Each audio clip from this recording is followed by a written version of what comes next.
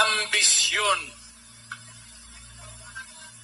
Wala akong problema sana kung walang prohibisyon. Pero kung tanggalin mo ang provision at palitan mo ng bagong konstitusyon, ay putang ina naman. Maawa ka naman sa Pilipino. Ginagawa, every president has done it except me. Yung dumaan ng presidente, gusto talaga kalkalin yung konstitusyon. Gustong baguhin para eligible for another election or re-election.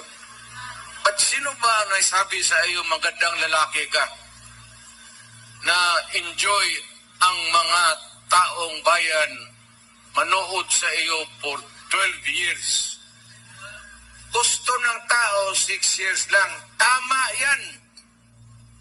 Tama yan.